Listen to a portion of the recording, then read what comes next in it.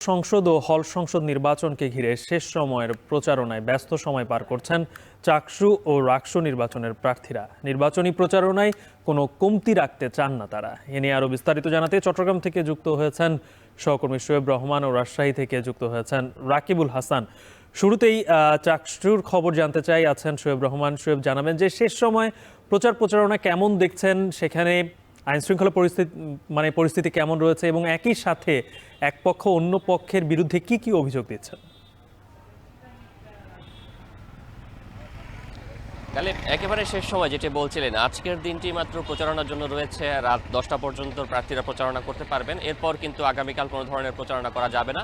আর তারপর দিনই নির্বাচন, এবং বহুল কাঙ্ক্ষিত সেই নির্বাচন যেটি প্রায় 36 বছর পর অনুষ্ঠিত হতে যাচ্ছে, যে কারণে শিক্ষার্থীদের মাঝে ব্যাপক উৎসাহ উদ্দীপনা দেখা যাচ্ছে। এবং সকাল থেকে আমরা দেখেছি প্রার্থীরা একেবারে শেষ মুহূর্তের প্রচারণায় ব্যস্ত সময় পার করছেন। বিশ্ববিদ্যালয়ের যে প্রবেশপথটি রয়েছে, 0 পয়েন্টের যে মূল ফটকটি রয়েছে, সেই মূল ফটক দিয়ে শিক্ষার্থীরা দুই পাশে দাঁড়িয়ে তারা কিন্তু লিফলেট বিতরণ করছেন ভোটারদের। বিশেষ করে এই পথটি দিয়েই কিন্তু শিক্ষার্থীরা প্রবেশ করেন ক্যাম্পাসে। বিশেষ করে শাটল ট্রেন, পাশেই শাটল ট্রেনের স্টেশন, এবং সেই স্টেশন থেকে নেমে কিন্তু এই পথটি দিয়ে ভোটারদের প্রবেশ করতে হয়। এবং সেই ভোটারদের কাছে নিজেদের লিফলেট, নিজেদের প্রার্থীদের পরিচিতি এবং সেই সাথে যারা ভোটার রয়েছেন তাদেরকে বিভিন্ন ধরনের ইশতেহার গুলো তুলে ধরার জন্যই কিন্তু মূলত এখানে তারা অবস্থান নিয়েছেন। এবং এর বাইরেও কিন্তু বিশ্ববিদ্যালয়ের যে অনুষদগুলো রয়েছে, যেই ঝুপড়িগুলো রয়েছে, পাশাপাশি বিশ্ববিদ্যালয়ের প্রতিটি স্থানে কিন্তু শিক্ষার্থীরা ব্যস্ত সময় পার করছেন, ভোটাররা ব্যস্ত সময় পার করছেন নিজেদের লিফলেটটি শেষ মুহূর্তে একেবারে ভোটারদের কাছে পৌঁছে দেওয়ার জন্য। কারণ আর একটা দিন বাদে নির্বাচন, এবং সেই নির্বাচনে কিন্তু এরই মাঝে বেশ কিছু অভিযোগও জমা পড়েছে নির্বাচন কমিশনে। বিশেষ করে আচরণবিধি লঙ্ঘনের কয়েকটি অভিযোগ জমা পড়েছে। তবে বড় ধরনের অভিযোগ কিন্তু এখন পর্যন্ত কোনো প্রার্থীদের পক্ষ থেকে আমরা দেখিনি। অনেকটা সৌহার্দ্যপূর্ণ পরিবেশে নির্বাচনের প্রচারণা শেষ হতে চলেছে, এবং প্রার্থীরাও কিন্তু নির্বাচনের পরিবেশ নিয়ে তারা সন্তোষ প্রকাশ করেছেন। এবং গতকাল নির্বাচন কমিশনের পক্ষ থেকে নির্বাচন নিয়ে তাদের সার্বিক পরিকল্পনা তুলে ধরা হয়।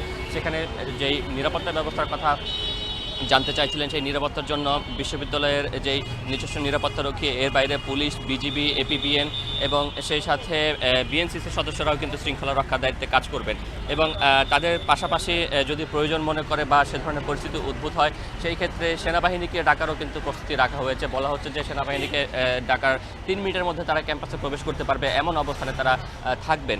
এবং বিশ্ববিদ্যালয়ে যারা নির্বাচনে লড়ছেন তাদের যে দাবিগুলো রয়েছিল, তার মধ্যে অন্যতম হচ্ছে যে শহর থেকে যাতে ভোটাররা স্বাচ্ছন্দ্যে ক্যাম্পাসে আসতে পারে সেজন্য অতিরিক্ত শাটল এবং বাসের ব্যবস্থা করা, সেটিও কিন্তু করা হয়েছে। তো সবকিছু মিলিয়ে শেষ মুহূর্তে একেবারে জমে উঠেছে নির্বাচনী প্রচারণা। আজকের দিনটি রয়েছে, এবং শেষ মুহূর্তে ভোটারদের কাছে সর্বোচ্চ ভোটারের কাছে পৌঁছে যাওয়ার জন্য প্রার্থীরা চেষ্টা করছেন। কালিব, এবার একটু রাকসুর খবর জানতে চাই, সেখানে আছেন আমাদের সহকর্মী রাকিবুল হাসান। রাকিব, আমরা চট্টগ্রামের খবর জানছিলাম, প্রচারণা চলছে, একেবারে আজকে শেষ দিন। রাজশাহীর কি অবস্থা, সেখানে কেমন প্রচারণা চলছে?